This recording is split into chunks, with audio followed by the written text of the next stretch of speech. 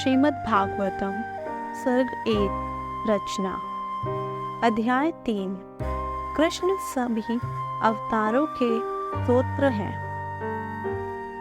सूत ने कहा, सृष्टि की शुरुआत में भगवान ने सबसे पहले पुरुष अवतार के सार्वभौमिक रूप में खुद का विस्तार किया और भौतिक निर्माण के लिए सभी सामग्रियों को प्रकट किया। और इस प्रकार सबसे पहले भौतिक क्रिया के 16 सिद्धांतों का निर्माण हुआ। यह भौतिक ब्रह्मांडों के निर्माण के उद्देश्य से था। पुरुष का एक अंश ब्रह्मांड के जल के भीतर स्थित है। उसके शरीर की नाभि झील से एक कमल का तना निकलता है और इस तने के ऊपर कमल के फूल के ब्रह्मांड के सभी इंजीनियरों के स्वामी ब्रह्मा प्रकट होते हैं। ऐसा माना जाता है कि सभी सार्वभौमिक ग्रह प्रणालियां पुरुष के व्याप्त शरीर पर स्थित हैं, लेकिन निर्मित भौतिक सामग्रियों से उनका कोई लेना देना नहीं है। उनका शरीर शाश्वत रूप से आध्यात्मिक अस्तित्व में सर्वोत्कृष्ट है। भक्त अपनी संपूर्ण आँखों से उस पुरुष के दिव्य रूप को देखता है, जिसके हजारों पैर, जांघें, भुजाएं और चेहरे हैं, सभी साधारण। उस शरीर में हजारों सिर, कान, आंखें और नाक है। वह हजारों हेलमेट और चमकती बालियों से सुशोभित है और मालाओं से सुशोभित है। यह रूप ब्रह्मांड के भीतर विविध अवतारों का स्तोत्र और अविनाशी बीज है। इस युग के कणों और भागों से विभिन्न जीव जैसे देवता, मनुष्य और अन्य निर्मित होते हैं। सबसे पहले सृष्टि की शुरुआत में ब्रह्मा के 4 अविवाहित पुत्र थे, जिन्होंने ब्रह्मचार्य के व्रत में स्थित होकर पूर्ण सत्य की प्राप्ति के लिए कठोर तपस्या की थी। सभी यज्ञों के सर्वोच्च भोक्ता ने सूअर का अवतार, दूसरा अवतार स्वीकार किया और प्रकृति के कल्याण के लिए उन्होंने पृथ्वी को ब्रह्मांड के पालन से उठा लिया। पृथ्वी के ब्रह्मांड के पाताल से उठा लिया। ऋषियों की सहस्राब्दी में भगवान के व्यक्तित्व ने देवर्षि नारद के रूप में तीसरा सशक्त अवतार स्वीकार किया, जो देवताओं के बीच एक महान ऋषि हैं। उन्होंने वेदों की व्याख्याएं एकत्र की, जो भक्ति सेवा से संबंधित है और जो निष्फल कर्म के लिए प्रेरित करती है। चौथे अवतार में भगवान नर और नारायण बने, जो राजा धर्म की पत्नी के जुड़वा बेटी थे। इस प्रकार उन्होंने इंद्रियों के नियंत्रित करने के लिए गंभीर और अनुकरणीय तपस्या की। पांचवें अवतार, जिनका नाम भगवान कपिल है, सिर्फ प्राणियों में सबसे अग्रणी है।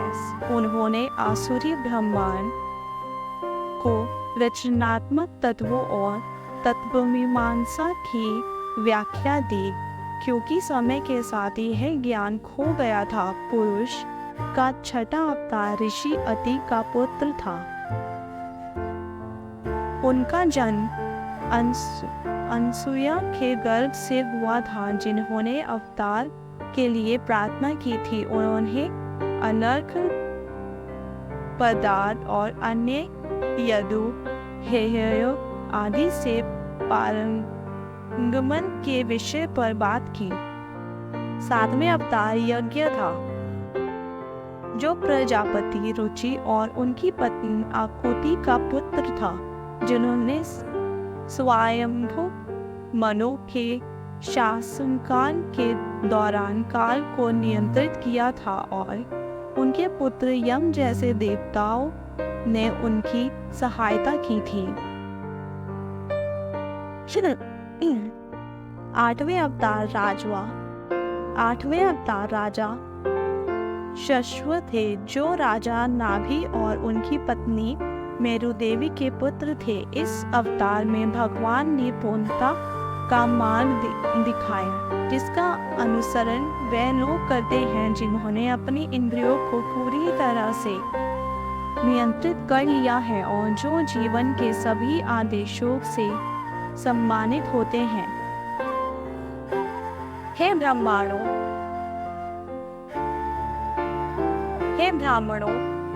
नौवें अवतार में ऋषियों द्वारा प्रार्थना करने पर भगवान ने एक राजा के शरीर को स्वीकार किया, जिसने विभिन्न उपज पैदा करने के लिए भूमि पर खेती की और इसी प्रकार से पृथ्वी सुंदर और आकर्षक थी।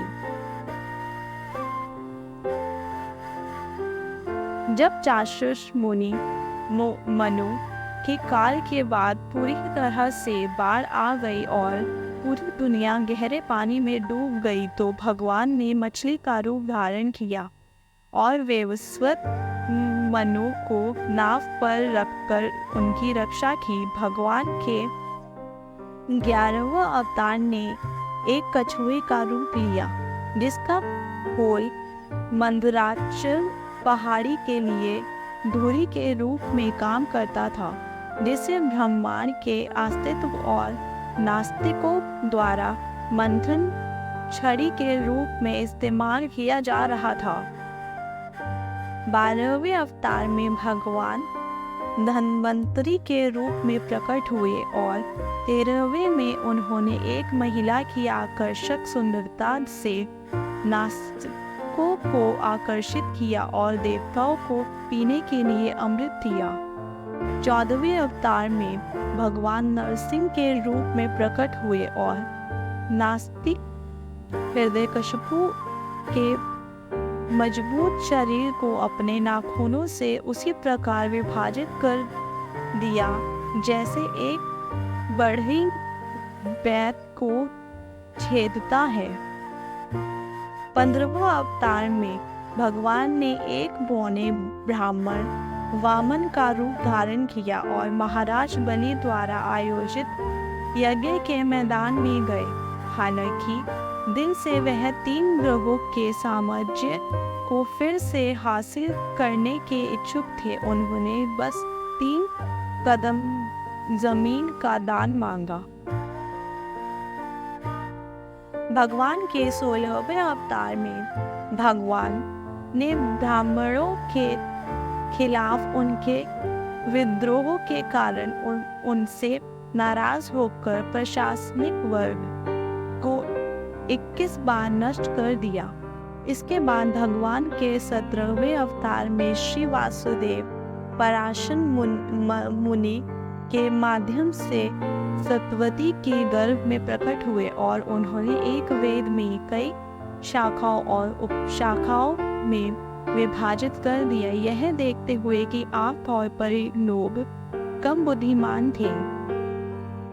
18वें अवतार में भगवान राजा राम के रूप में प्रकट हुए। देवताओं के लिए कुछ सुखद कार्य करने के लिए उन्होंने हिंद महासागर को नियंत्रित करके और फिर समुद्र के दूसरी ओर स्थित नास्तिक राजा रावण को मारकर अलौकिक शक्तियों का प्रदर्शन किया। 19वें और 20वें अवतार में भगवान ने स्वयं को भगवान बलराम और भगवान कृष्ण के रूप में विष्णु परिवार यदुवंश में अवतरित किया और ऐसा करके उन्होंने दुनिया का बोझ हटा दिया।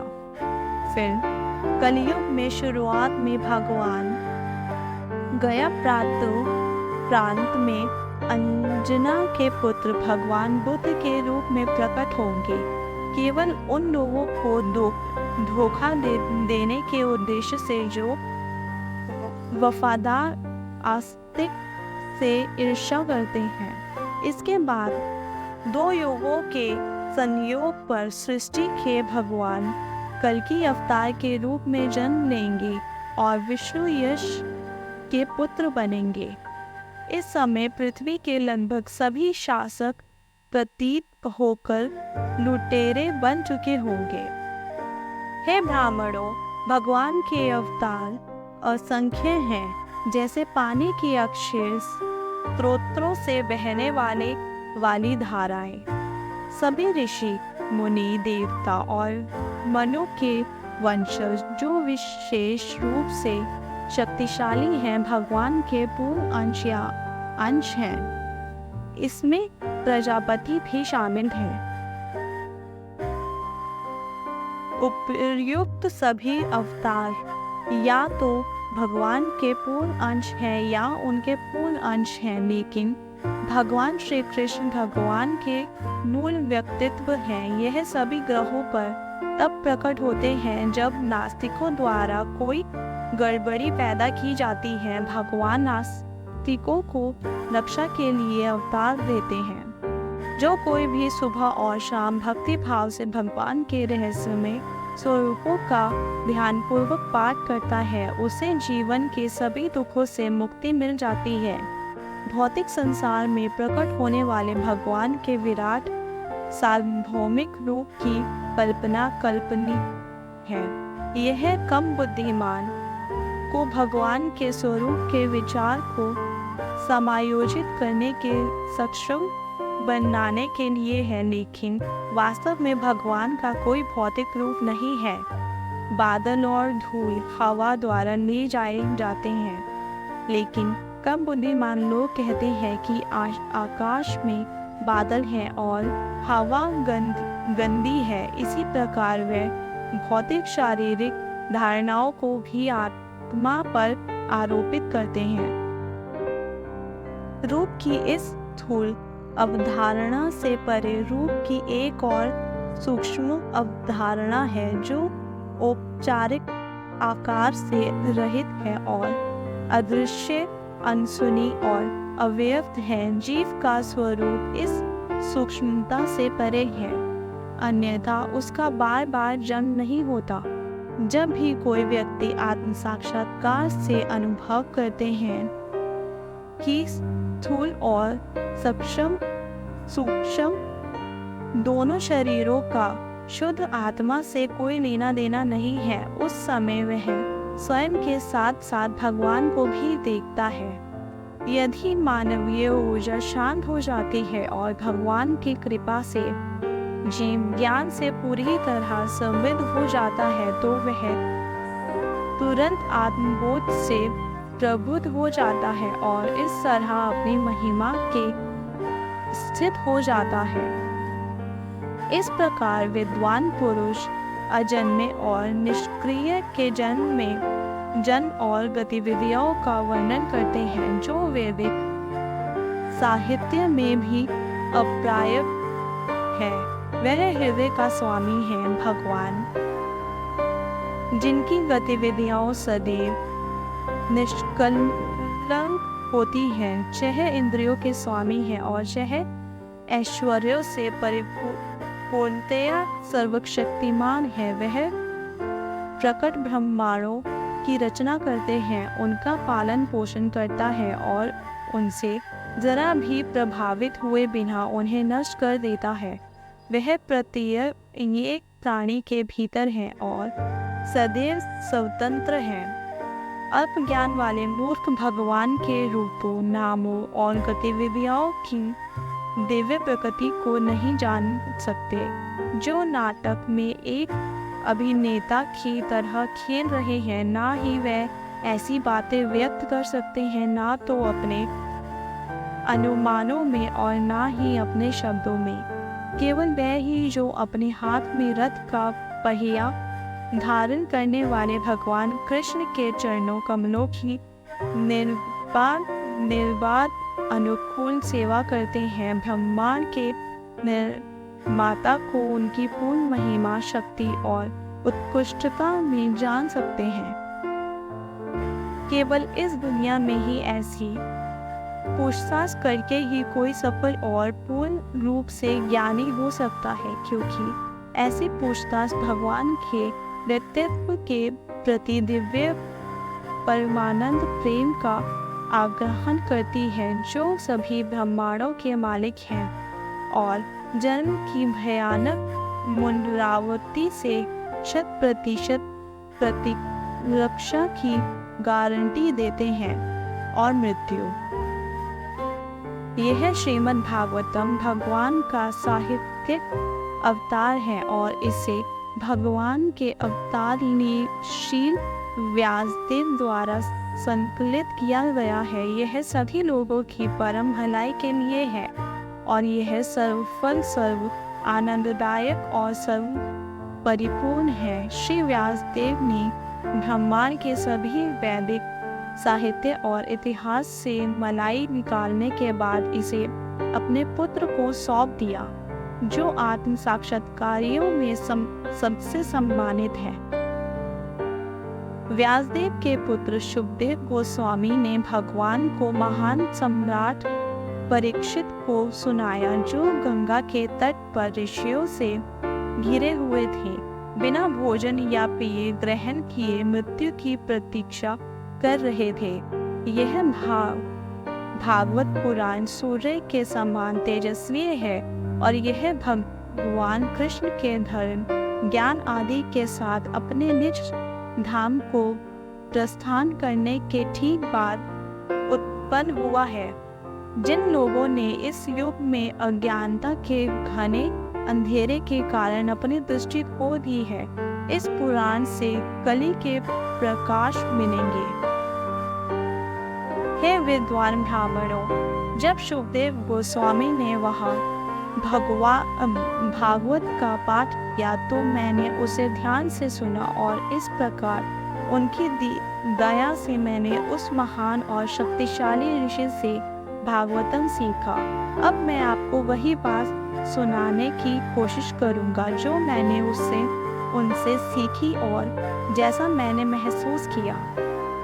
हरे कृष्ण।